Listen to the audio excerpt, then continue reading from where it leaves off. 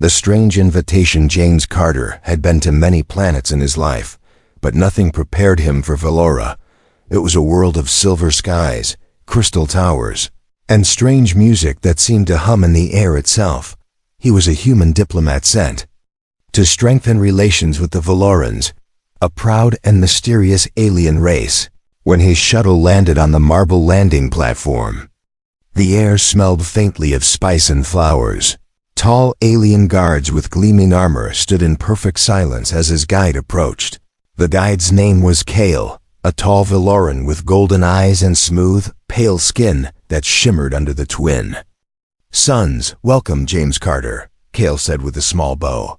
"You have been chosen to witness a sacred ritual, a tradition that will honor you as our guest." James smiled politely, though his curiosity was mixed with unease. "A ritual?" he asked. "What kind of ritual?" Kale simply replied, "Harmless, ancient, and unforgettable," before turning to lead him through the shining streets. Valora's capital city was like something from a dream. Floating lanterns drifted above the streets, glowing softly like captive stars. Tall crystal spires reflected the light of the twin suns, casting rainbows across the walkways. Strange birds with silver feathers flew overhead, their calls echoing through the open plazas. Everywhere James looked, Valorans paused to watch him pass, whispering in their melodic language. They arrived at a vast circular plaza at the heart of the city. In the center stood a great stone platform surrounded by alien elders dressed in robes of deep blue and silver. A crowd had already gathered, filling the air with an electric energy. James felt the hairs on his neck rise. The chanting began, low at first, then louder, each voice blending into a strange harmony that seemed to vibrate in his bones. Kale guided him up the steps of the platform. "This," Kale said quietly, "is the Circle of Unity, a place where ancient bonds are made." James frowned. "Bonds? I thought this was just a welcome ceremony." Kale smiled but said nothing, his golden eyes unreadable. At the far end of the platform, a figure stood apart from the elders. She was tall and slender, her face hidden beneath a delicate silver veil. Jewels glittered in her dark hair, and her long robe shimmered like flowing water. Even from a distance, James felt her eyes on him, sharp, focused, and unblinking. He tried to shake off the feeling, telling himself it was just part of the ceremony. One of the elders stepped forward, holding a silver cup filled with a glowing blue liquid. "It is a drink of welcome," Kale explained. "It shows you accept our hospitality." James hesitated for only a moment before taking the cup. The liquid was cool and sweet, but the moment it touched his tongue, he felt a strange warmth spreading through his chest. The crowd cheered, the chanting growing faster, louder. The ground beneath him began to hum. Lines of light traced strange patterns across the stone floor, wrapping around his feet like glowing vines. The robed dancers appeared, moving in perfect rhythm, their steps matching the beat of the chanting. James stood still, unsure whether to be impressed or afraid. The veiled woman began to walk toward him, her movements graceful and deliberate. When she reached him, she held a crown-like headpiece, made of silver and crystal. Its surface pulsed faintly with light, as if alive. Without speaking, she lifted it and placed it gently upon his head. The humming deepened. The light on the floor flared, and the crowd erupted in a roar of approval. James opened his mouth to speak, but Kale suddenly gripped his arm tightly. The high priest raised his voice, speaking in the Valoran tongue. The words rolled like thunder, echoing across the plaza. James caught only fragments of the alien language, but Kale's face told him something had changed. "What's he saying?" James asked quickly. Kale's golden eyes flickered with something like fear. They are announcing you," Kale said slowly. "As the husband of Princess Lyra." James blinked, thinking he had misheard. "Excuse me, husband?" he repeated, but the crowd was already chanting his name, their voices blending with the sound of alien drums. Princess Lyra, for that was the veiled woman's name, lifted her veil, revealing a face both beautiful and dangerous. Her golden eyes locked on his, and a small knowing smile curved her lips. Before James could protest, the guards stepped forward, surrounding the platform. The exit was blocked. The air charged with excitement and finality. Cale's voice was low as he leaned in. "Do not resist, James Carter. You are now bound to her by the laws of Valora." James's mind raced. This was supposed to be a harmless ceremony. Instead, he had been trapped in an alien marriage he never agreed to. The chanting reached its peak, echoing in his ears, as the drums pounded like a heartbeat. James stood frozen, the crown heavy on his head. The golden eyes of Princess Lyra never leaving his face, and deep inside, he knew that whatever had just begun would change his life forever. The ritual begins. Air around James felt heavier now, thick with the scent of burning herbs and sweet smoke that curled upward into the silver sky. The crowd's chanting had slowed, but it was deeper, each word like a pulse that matched the pounding in his chest. Princess Lyra stood only a few steps away, her golden eyes unblinking, as if studying him like a rare creature. James tried to speak, but the moment his lips parted, two guards stepped forward, their tall spears crossing in front of him. It was clear, until this ritual ended, he was not free to move or leave. The high priest raised his arms, his voice echoing through the plaza. Valoran words James didn't understand filled the air, yet somehow they made the hairs on his arms stand. Cale, standing at the side, glanced at James but quickly looked away, as if afraid to meet his gaze for too long. The hum from the stone floor beneath James's feet grew stronger, sending small vibrations through his legs.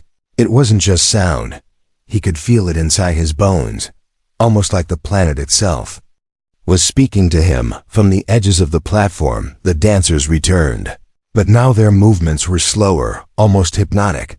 They circled James and Lyra, their shimmering robes catching the twin sunlight in dazzling patterns. With each step, the glowing lines on the floor shifted, forming new symbols that burned brighter than before. James glanced down and saw one symbol beneath his feet, two circles joined by a single line. He had no idea what it meant, but something deep inside told him it wasn't random. Princess Lyra stepped closer, the silver fabric of her gown brushing lightly against him. Up close, he noticed the faint scent of something floral mixed with metal, sharp and sweet at the same time. Her voice was soft when she spoke, but it cut through the noise of the crowd. "Do not fear," she said, her eyes holding his as if they could anchor him. "This union is written in the stars." James almost laughed, but the look in her eyes told him she wasn't speaking poetically. She meant it literally. Two young Valorans approached, carrying between them a shallow bowl made of black stone. Inside was a thick liquid the color of molten gold, its surface rippling, though there was no wind. The high priest dipped his fingers into the liquid and began to draw strange marks on James's hands. The golden paint was warm, too warm, almost like blood. Then the priest did the same to Lyra, marking her palms with matching designs. The crowd leaned forward as the priest pressed their painted hands together. A faint spark of light jumped between their skin. James flinched, but Lyra didn't move. Her eyes never left his face. The priest began chanting again, faster now, his words rolling like waves crashing against a shore. Somewhere in the crowd, a drumbeat started, slow at first, then quicker, matching the racing of James's heart. Without warning, the sky above them changed.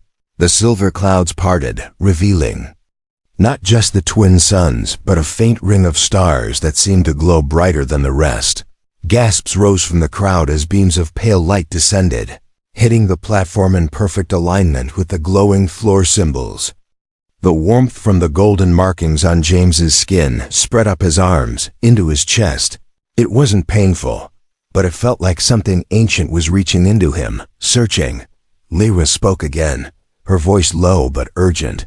"Once the bonding light touches us both, the union will be sealed. No force in this galaxy can break it." James stared at her, trying to understand if she was warning him or simply stating fact. Her expression gave nothing away. The crowd chanted louder, their voices blending with the deep hum of the platform, until it was impossible to tell where sound ended and vibration began. Cale stepped forward suddenly, whispering just loud enough for James to hear. "You must endure this, or the Valorans will see it as an insult. And they do not forgive insults." James wanted to demand answers, what this meant, why it was happening. But the moment passed. The high priest shouted the final phrase, and the bonding light struck. A searing white flash engulfed him. And Lyra, and for a moment, all he could see was her golden eyes. When the light faded, the crowd erupted in cheers so loud they seemed to shake the air. The golden markings on his hands were gone, but in their place was a faint silver thread of light wrapping his wrist, and it was connected to Lyra's wrist as well. It pulsed in time with his heartbeat, a visible reminder that they were now joined in ways he didn't yet understand. Lyra's smile was calm, but her grip on his hand tightened ever so slightly, and in that moment, James knew this ritual was far from over, and the real danger was only beginning. The shocking announcement that cheers in the plaza rose like a storm, but James barely heard them. His focus was locked on the strange silver thread of light, still binding his wrist to Princess Lyra's. It pulsed in rhythm with his heartbeat, but he could also feel a faint second pulse, hers. It was unsettling, as if his body was no longer entirely his own. Lyra's golden eyes met his, calm on the surface but carrying something deeper, something unreadable. The high priest raised his arms, calling for silence. The crowd's roar faded into an eager hush, the only sound now the soft hum of the platform. He began to speak in the Valoran tongue, his voice echoing through the plaza like the tolling of a great bell.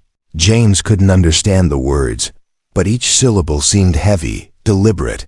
Cale stood at the edge of the platform, his posture stiff, his eyes fixed on the priest as if bracing for something. The priest's tone shifted, growing louder, more commanding.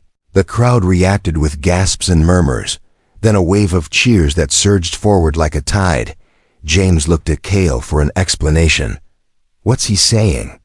he asked quickly, his voice low but tense. Cale hesitated, his gaze flickering between James and Lyra before he finally spoke. "They are declaring you," Cale said slowly, "the chosen husband of Princess Lyra." James felt the words slam into him like a physical blow. "Husband?" he repeated, almost choking on the word, but Cale only nodded grimly, his golden eyes holding no hint of a joke. The reality settled in like ice. The Harmless ritual had been a wedding all along. High Priest continued, speaking in a tone that seemed final, binding. James turned to Lyra, searching her face for some sign that this was a misunderstanding. But she stood tall, her veil now fully removed, her features illuminated by the twin suns. She was undeniably beautiful, but there was a sharpness in her gaze, a steel that made it impossible to forget she was more than just a ceremonial figure. She inclined her head slightly toward him, not in apology, but in acknowledgement, as if to say, "This is done." Before James could speak, the guards stepped forward, forming a half-circle around them.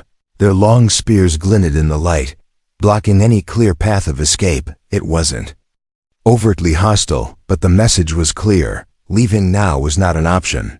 The crowd erupted into rhythmic chanting, their voices rising and falling like waves.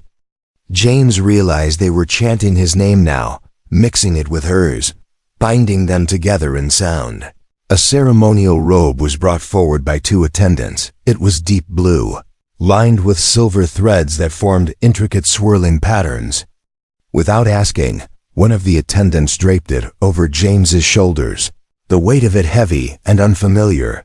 Lyra was given a matching robe, hers decorated with tiny gemstones that caught the light with every movement. They stood side by side now, dressed like rulers, the silver thread between their wrists gleaming in the sunlight. Cale stepped closer, his voice barely above a whisper. "You must not reject this here in front of them," he warned. "It would be seen as a grave insult when they answer with blood." James clenched his jaw, forcing himself to stay still. The platform seemed to tilt slightly beneath him, though he knew it was only the rush of adrenaline. Every instinct told him he was walking into a trap, but there was no way out that didn't lead straight to disaster. The high priest lifted a ceremonial blade, long, thin, and carved from some translucent crystal. He drew it gently across the glowing floor, tracing a symbol between James and Lyra's feet. The symbol lit up instantly, sending a sharp pulse of light up the silver thread connecting them. James flinched at the sensation. It wasn't pain, but it was as if something unseen had just woven itself into his very being. Lyra didn't flinch, her expression perfectly composed. Though her grip on his wrist tightened, the priest spoke one last phrase, his voice ringing with finality.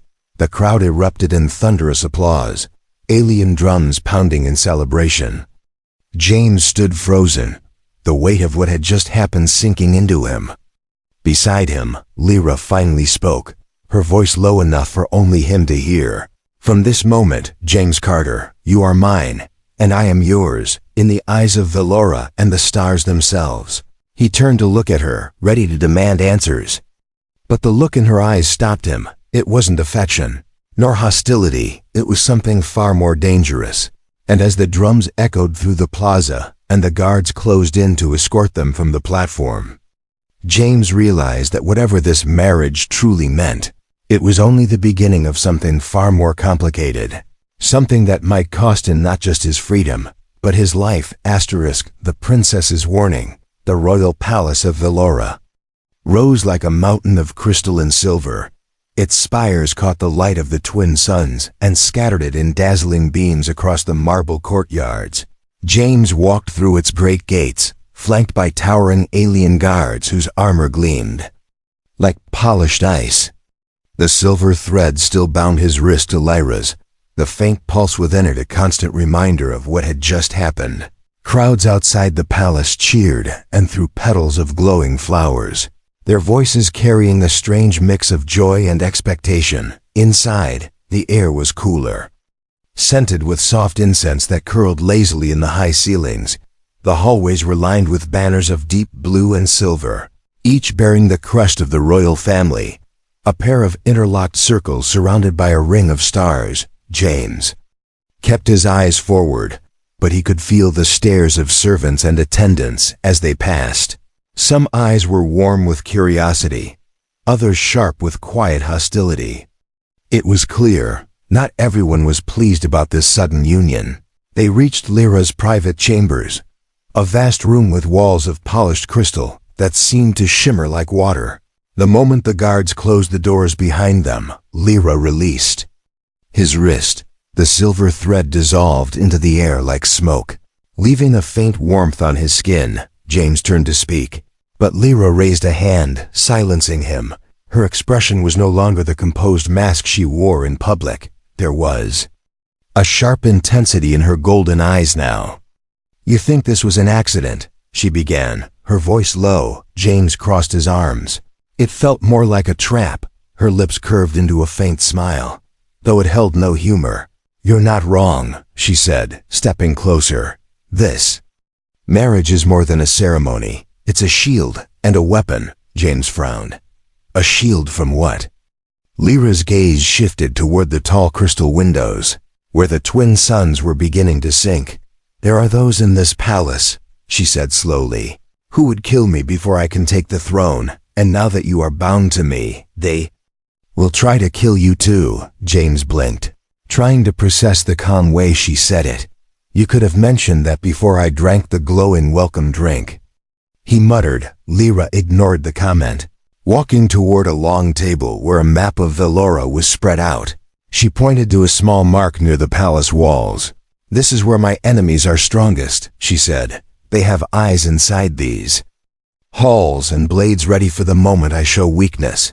James stepped closer, noticing faint scars along the edge of her hand, scars that didn't belong to someone who lived only in ceremony. "You've fought before," he said quietly. Her eyes flicked to his. "I've fought my whole life." The room grew quieter, the muffled sounds of the palace fading into the distance. Lyra leaned closer, lowering her voice to a whisper.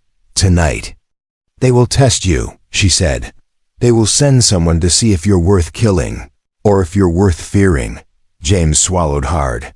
And if I fail this test? Her golden eyes hardened. Then your death will be quick, and mine will follow soon after. Before he could reply, there was a faint sound from beyond the chamber doors. Not footsteps, softer, like fabric brushing against stone. Lyra's eyes narrowed, and in one swift motion, she pulled a hidden spear from behind a tall tapestry. The weapon's blade shimmered with faint blue light. She tossed James a smaller dagger, its handle warm in his hand. "Stay close to me," she said, firmly, "and no matter what happens, do not run." The air in the room seemed to tighten, the shadows near the doors growing deeper. James's heartbeat quickened as the latch on the door shifted ever so slightly. The moment it opened, a cloaked figure slipped inside, moving with silent precision. The figure carried a curved blade that caught the faint light of the room like liquid silver. Lyra moved first, stepping between James and the intruder, her spear cutting the air in a swift arc. The clash of weapons rang out, sharp and metallic. James gripped his dagger, ready to move if the attacker broke past her guard. The intruder struck fast, but Lyra was faster, each movement precise. Honed from years of training, within seconds, she had disarmed the attacker. Pressing the glowing blade of her spear against their throat, the hood fell back, revealing a young Valoran with cold, defiant eyes. "Tell your master," Lyra said in a voice like steel, "that the princess is not so easy to kill, and neither is her husband." The attacker spat on the floor but said nothing as guards arrived to drag them away. Lyra turned to James, her expression unreadable. "This," she said, "is only the beginning." James looked at her, his grip still tight on the dagger. Part of him wanted to demand answers. Part of him wanted to run. But a strange, unwelcome thought took root in his mind. For the first time, he wasn't sure if Lyra was only protecting him, or training him for something far more dangerous. The palace was quiet after the intruder had been dragged away, but James could feel it. The kind of silence that hides danger instead of peace. Lyra paced slowly across the crystal floor, her golden eyes scanning the shadows as if expecting them to move. "You did well," she said without looking at him. "But that was not the real attempt." James blinked. "Not the real attempt? What was that then?" Her gaze shifted toward him, her voice calm. "A warning, the true strike will come before dawn." James felt the dagger's weight still in his hand, the metal warm from his grip. He wanted to believe she was exaggerating, but the sharpness in her voice told him otherwise. Outside the crystal windows, night had begun to fall, the twin suns slipping beneath the horizon. In their place rose a pale moon and a wide band of glowing stars that wrapped across the sky like a river of light. The beauty of it did nothing to ease the knot of tension in his chest. Lyra moved to a tall cabinet and pulled out a narrow case. Inside lay two strange weapons. One was a spear that seemed to hum faintly, the other a curved blade that shimmered with faint blue light. She handed James the curved blade, its surface rippling like liquid metal.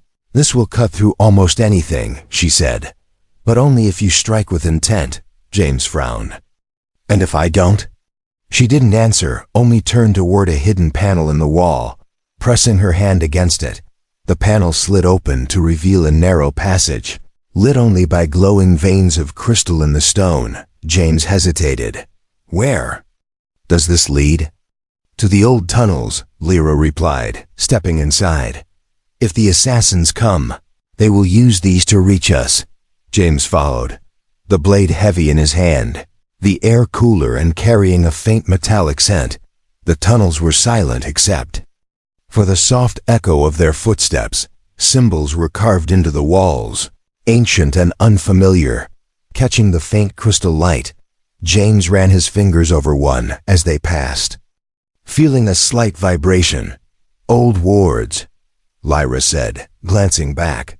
"They don't work anymore." Somehow that wasn't comforting. They reached a small chamber where three other tunnels met. Lyra stopped, tilting her head as if listening to something James couldn't hear. "They're here," she whispered. The sound came a moment later, soft at first, then growing, the scrape of boots on stone, the low murmur of voices in a language James didn't know. Lyra motioned for him to stay close, her spear glowing. Faintly in the dim light, the first assassin appeared from the left tunnel. A tall Valoran with armor as dark as shadow, he moved fast, his twin blades catching the light as he struck. Lyra blocked the blow with a sharp twist of her spear, sparks leaping where metal met energy. Another assassin came from the right, forcing James to step forward. He raised the curved blade awkwardly, barely managing to parry the strike aimed at his chest. The impact sent a shock through his arms, but something in the blade seemed to hum. In response, his attacker hissed and lunged again. Faster this time, James ducked and slashed, the blade cutting clean through the assassin's weapon like it was paper. For a moment, they both froze. James in shock, the assassin in disbelief, before the attacker stumbled back into the shadows. Lyra's voice cut through the moment. "Don't stop. More are coming." 3 more emerged from the center tunnel, moving in perfect coordination. Lyra spun her spear in a glowing arc, driving 2 back while the third slipped past her. Toward James, instinct took over. James sidestepped, catching the assassin's arm with his blade. The strange metal sliced through armor with ease, and the attacker dropped, their weapon clattering to the floor. The sound of it echoed through the tunnels, sharp and final. The remaining assassins hesitated, then retreated into the shadows, their footsteps fading into silence. James leaned against the wall, his breath coming fast. He had never fought for his life before, and now his hands shook, but not entirely from fear. Part of him felt something else, something he didn't want to admit. The rush of survival. Lyra stepped closer, her expression unreadable. "You learn quickly," she said. "That may save both of us." They returned to her chambers through another tunnel, sealing the panel behind them. Outside, the first light of dawn was beginning to touch the palace spires. Lyra set her spear aside, looking out the crystal window. "This was only the first wave," she said quietly. "They will try again, and next time they won't retreat." James tightened his grip on the blade, realizing for the first time that he might not survive long enough to find a way out of this marriage. The palace was quieter after the failed assassination attempt, but James could feel the tension in every hallway. Servants moved quickly, avoiding eye contact, and guards stood at every corner, their spears angled just slightly toward him as if weighing the possibility of striking. Lyra walked ahead of him, her pace steady, her posture regal, but there was a new edge in her silence. She led him away from the grand halls and into the older parts of the palace, where the walls were rough stone instead of polished crystal. The air was cooler here, and the light from the glowing veins in the rock gave everything a faint, ghostly shimmer. They entered a small chamber with a round table carved from a single slab of black stone. Ancient scrolls and star charts were scattered across its surface. James stepped closer, tracing one of the maps with his finger, a series of planets marked with strange symbols. Lyra closed the door behind them before speaking. "What I'm about to tell you," she said, "has been kept secret for hundreds of years." James raised an eyebrow. "Let me guess. This is where you tell me why I was dragged into an alien marriage without warning." Lyra's gaze didn't waver. "Exactly." She unrolled one of the scrolls, revealing a detailed image of a massive crystal heart surrounded by rings of light. "This," she said, tapping the image, "is the heart of Valora, the oldest and most powerful relic of our people." James frowned.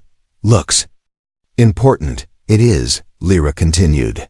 "The heart powers the entire planetary defense network. It controls our energy grids, our space gates, and even the flow of water in our cities." James leaned on the table. "And let me guess, it's broken?" Her lips curved faintly. "Not broken. Locked."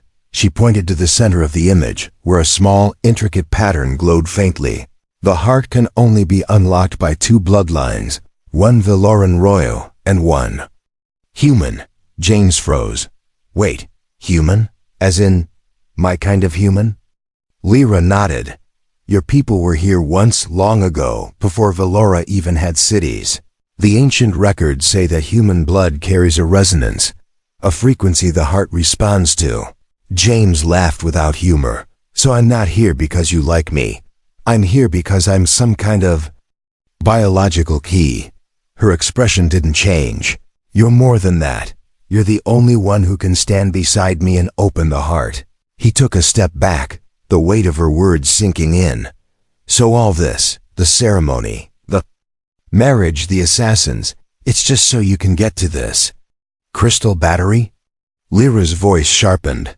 It's not a battery, it's the lifeline of Valora. Without it, my enemies will take control, and this world will fall into civil war. James shook his head. And if you get it? You rule unchallenged. For a moment, the silence between them was heavy, filled with truths neither wanted to speak aloud. Lyra turned away, walking toward a narrow window that overlooked the lower city. When I was a child, I swore to protect my people. I trained for it, bled for it. But Valora is a world of law, and the law says I cannot touch the heart without a bonded human by my side. James leaned against the table, trying to ignore the cold knot in his stomach. So that's all I am, a means to an end. She glanced back, her gaze unreadable. If that's all you want to be, before James could answer. A sharp knock echoed through the chamber. Cale stepped inside, his face grim. Your Highness, scouts have reported movement near the Temple of the Heart. Your enemies are already on the move. Lyra's jaw tightened. Then we leave tonight. James stepped forward. Hold on, you're saying we're going straight into this fight? She met his eyes. We don't have a choice. If they reach the heart before us, Valora will burn. Cale set a small device on the table, a silver sphere that unfolded to reveal a 3D map of the temple. James saw narrow corridors, deep chasms, and a central chamber where the heart pulsed like a living thing. You'll need to reach the center together, Cale said. If you are separated, the lock will not open. James let out a slow breath. Great, so if they kill me, they win. Lyra's tone was final, which is why you won't die. For a moment, James saw something in her eyes, not just calculation, but a flicker of something almost human. It was gone as quickly as it came, replaced by the mask of the princess once more. She reached for her spear, the hum of its energy filling the small chamber. Pack light, she said. The path to the heart is not just guarded by my enemies. It's guarded by the planet itself. And with that, she turned and left the room, leaving James staring at the glowing map and wondering if he was about to save a world, or hand it to someone far more dangerous. The journey to the Temple of the Heart began under the light of Valora's twin moons. James, Lyra, and Cale moved through the shadowed outskirts of the capital, avoiding main streets where assassins might wait.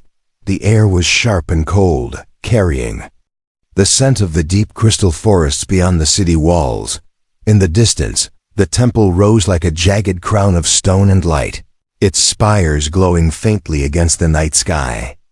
Every step brought them closer to the choice James wished he didn't have to make. The forest closed around them, filled with strange sounds, the low hum of insect wings, the rustle of unseen creatures in the undergrowth.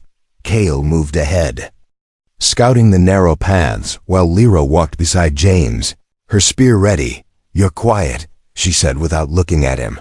James kept his eyes forward. Just thinking about how I got dragged into an alien marriage and a war in the same week. Her lips curved faintly, though it wasn't quite a smile. You're still alive. That's more than most outsiders can say. As they neared the temple's outer wall, shadows detached from the trees, Valoran warriors in dark armor. A fight erupted instantly, the clash of metal and the hum of energy weapons filling the air. James blocked a strike aimed at his side, the curved blade in his hand vibrating with each impact. Beside him, Lyra moved like a storm, her spear cutting arcs of blue light through the attackers. When the last enemy fell, the path to the temple entrance stood open. Inside, the air was cooler, heavy with the scent of ancient stone and something faintly electric. The walls were covered in glowing symbols that pulsed slowly, as if breathing. Kale guided them through winding corridors that descended deeper into the earth. The hum of the heart grew stronger with every step, a low vibration that seemed to echo in James's bones. Finally, they reached the central chamber, and James stopped in his tracks. The heart of Valora hung suspended in the center of the Kochi room, a massive crystal sphere surrounded by rotating rings of light. It pulsed with a slow, steady rhythm, casting ripples of silver and blue across the chamber walls. The floor between them and the heart was broken by deep chasms, bridged only by narrow stone paths, and standing on the far side were Lyras. Enemies, armored figures with weapons drawn, their leader stepping forward. "Princess," the leader called, his voice carrying easily. "Step aside, and you may live." Lyra's grip on her spear tightened. "You'll have to kill me first." James glanced at her. "That's an option they might take." The leader laughed. "The heart is ours. The human is only a tool, and tools can be replaced." James felt the truth of it cut deep. But Lyra's sharp glare at the enemy told him she didn't share that view. Kale leaned close, his voice urgent. "If we don't move now, they'll trigger the failsafes, and no one will control the heart." The fight began without warning. Energy bolts and steel flashing in the dim light. James and Lyra moved as one, crossing the narrow paths while deflecting blows and forcing their way toward the heart. Kale covered their flank, taking down two enemies before a blast threw him against the wall.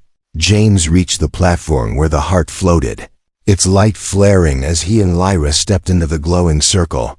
The silver thread of light returned, binding their wrists again, pulsing faster now. A voice, deep, resonant, ancient, filled James's mind. "Two bloods stand united. The heart awaits your will." He staggered, glancing at Lyra, but she seemed unfazed, her focus entirely on the crystal. "Place your hand on it," she commanded. James hesitated. "What happens when I do?" Her golden eyes locked onto his. "We save Valora." But the voice in his head spoke again, softer this time. "Or you end Valora, and save the galaxy from its power." A chill ran down his spine. The heart wasn't just a power source, it was something more, something dangerous. Lyra's enemies were closing in, their footsteps echoing across the platform. Kale's voice rang out weakly. "James, decide now." He looked at Lyra, fierce, determined, possibly manipulative, and then at the heart, glowing like a living thing. If he activated it, Valora would survive, but she would rule with power no one could challenge. If he destroyed it, countless lives could be lost in the chaos that followed.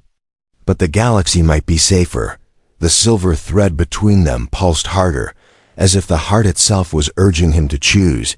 Lyra stepped closer, her voice low and urgent. "Trust me, James," the enemy leader shouted from across the chamber. "Do it, human.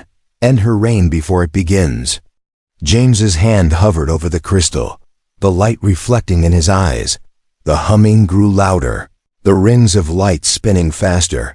His heart pounded as he made his choice, and just as his fingers touched the surface of the heart, everything went white.